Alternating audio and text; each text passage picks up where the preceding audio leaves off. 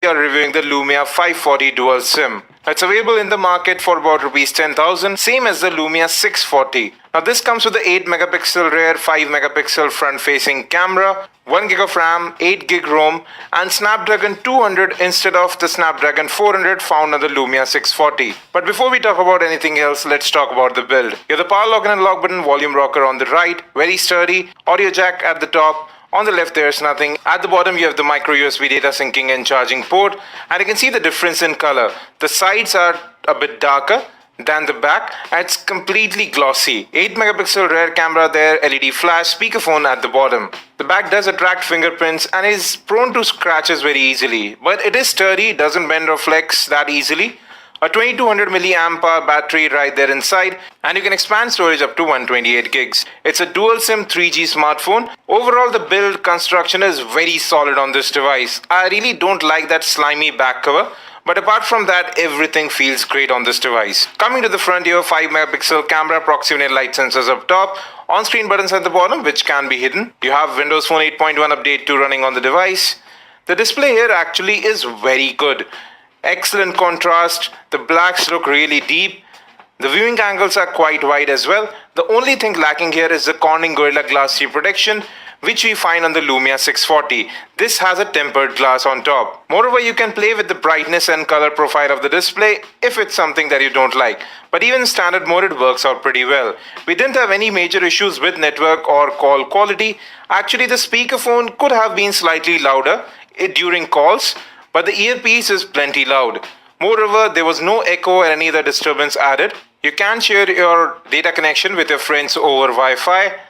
GPS is also available on the device and it does work out quite fine.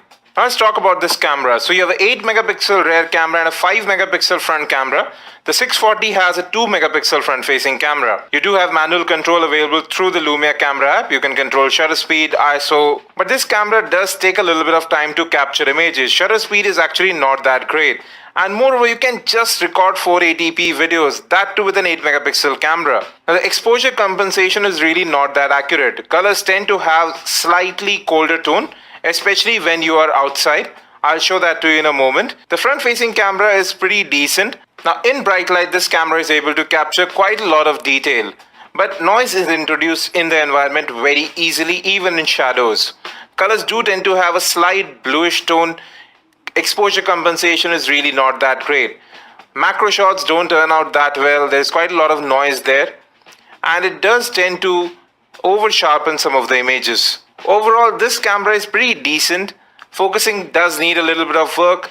The Lumia 640 seems to have a better camera. Now low light shots don't turn out that well. There's quite a lot of noise introduced. However, the flash does help and it doesn't overexpose. Now here's the main issue I have with this camera. Even with the 8 megapixel rear camera and 5 megapixel front camera, you can just record 480p videos, and those two are really not that good.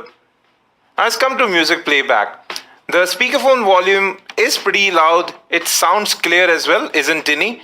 You do have an equalizer built in here, and you get the generic black earbuds with the device, and these just about sound alright. FM radio also works fine. It's able to locate quickly. 1080p videos really can't be played. You can see how much they stutter. 720p videos, however, do work out quite fine. Now this doesn't happen on the Lumia 640. It plays 1080p videos quite well. Now since YouTube app is not available on Windows Phone yet, we are playing it through the mobile website, and here in 480p it actually plays quite. Now, there are no major changes in Windows Phone 8.1 update 2. You do have folder support baked in now. You can create your own folders as well. You can hide the navigation tray from the bottom. Overall, the experience is pretty smooth. Now, as I've already said previously as well, Microsoft is now working to make Windows Phone easier to use.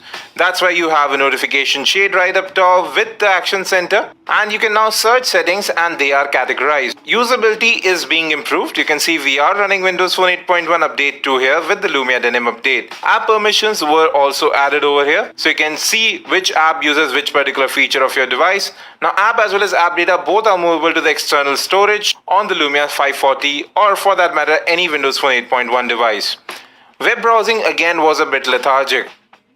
Apps do take a little bit of time to open on this phone as well. Pinch to zoom, however, is pretty smooth. You can see the entire website just disappears while you are scrolling. That does happen quite often. In general, the UI actually performs quite well. I haven't noticed any lag there. Yes, sometimes you do notice a little bit of stutter when you open up an app or just go back to the start screen. But overall, still performance is pretty decent on this device. Apps do take a little bit longer to load, as do games. And you can see that apps don't get killed really that quickly. So memory management is pretty good on this device as well. Now, gaming wasn't really any fun on this device. Everything lagged over here. High-end games were barely playable. Moreover, this phone got quite hot while playing some of the games.